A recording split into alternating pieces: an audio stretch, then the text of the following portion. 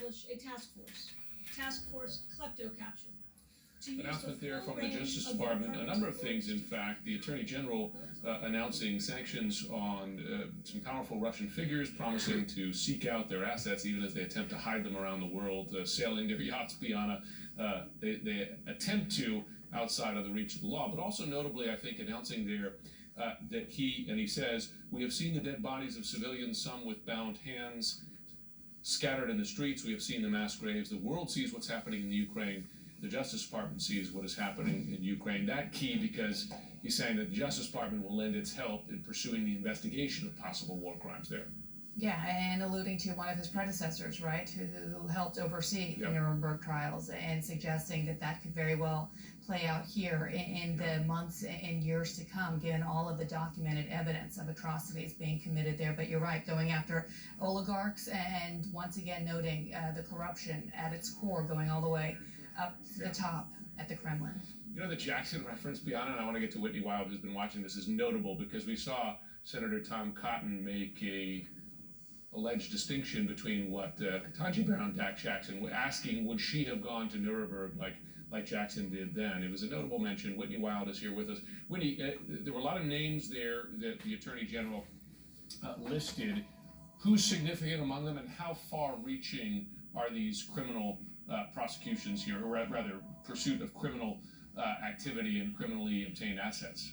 Well, they are significant. I mean, just to recap too, I mean, it's only Wednesday, and this is the second announcement that we've seen from the Department of Justice that there have been these massive seizures. The Department of Justice going after Russian oligarchs who have been previously sanctioned, by the way, so people who were already on the radar, who are now accused by the Justice Department of a list of crimes, namely all of these efforts to try to hide where their money was going in these worldwide transactions of their just enormous wealth, while, as you just heard, the Department of Justice pointing out that these oligarchs were propping up this Russian regime that Lisa Monaco, Deputy Attorney General, says is corrupt at the core. The Russian government corrupt at the core because it is being propped up by Putin's cronies, as she put it.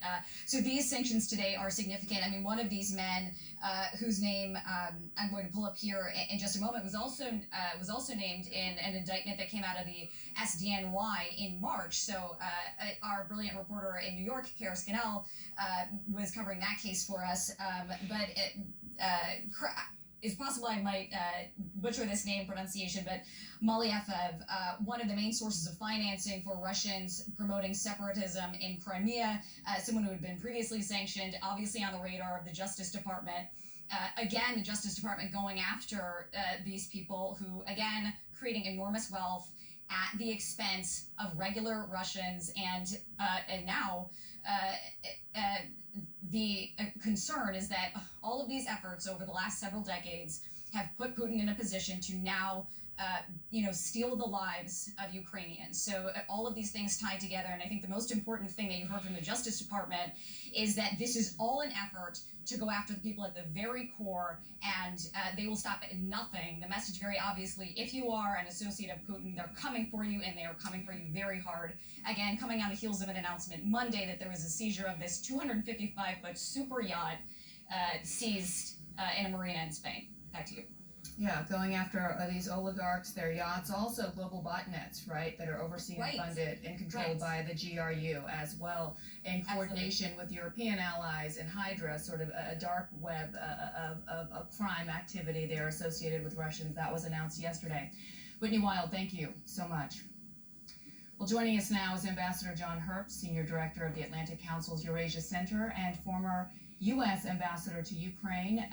Good morning. Welcome to this program at this hour with us, and yet more indictments, right, and more sanctions against oligarchs. We've become quite familiar with this. Just curious to get your reaction to this specific oligarch, Konstantin Malyev, and what relation he plays in getting us into the situation we are now in Ukraine.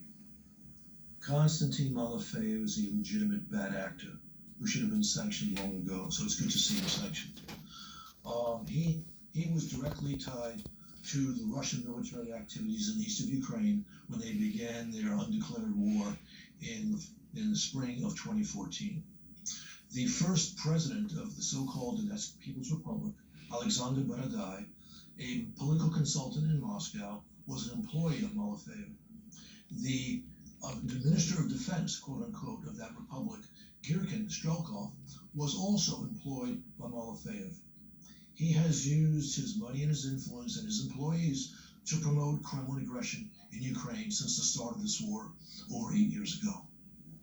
Ambassador Herbst, as I listen to that press conference, and I don't want to downplay the whole host of actions, both on the economic side and in terms of military support, lethal assistance. We've got tanks going in this week, etc.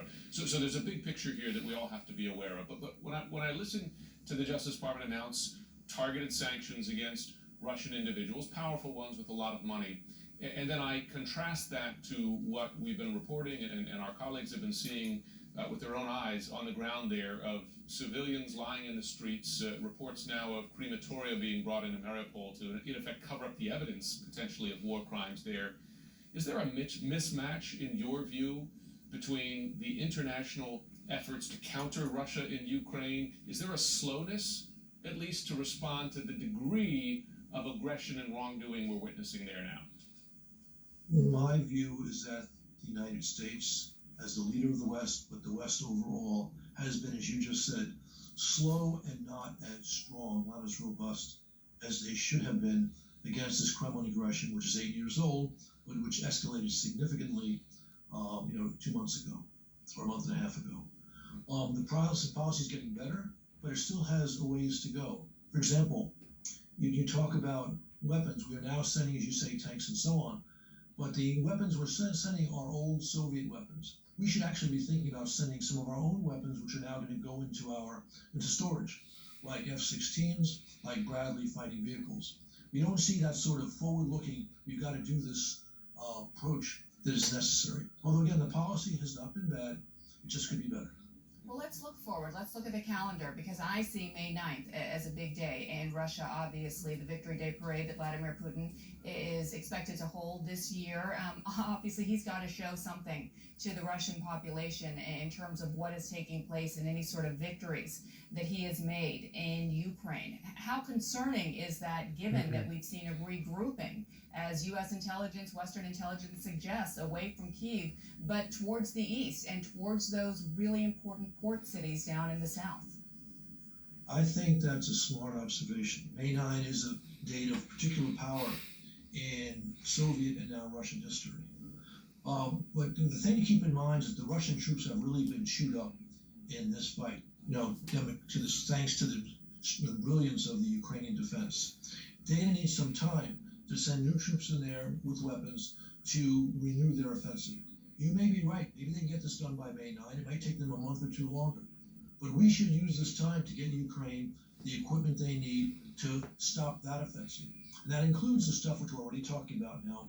Old Soviet tanks, well, actually we should do planes too, anti-aircraft, high-altitude anti-aircraft systems, anti-ship missiles. But we should be thinking a little bit beyond that. There's only a limited supply of those old Soviet weapons. We have weapons which are actually better, which we're not going to be using ourselves. We should be thinking seriously about getting that to Ukraine and quickly. Train them and getting that in their hands.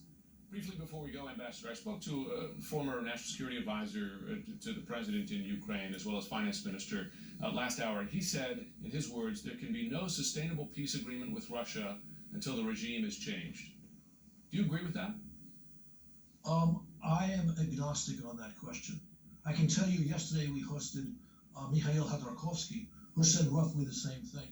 He said if there's a peace agreement or a peace settlement for the moment reached in Ukraine and Putin's in power, he'll come back for the rest of the country.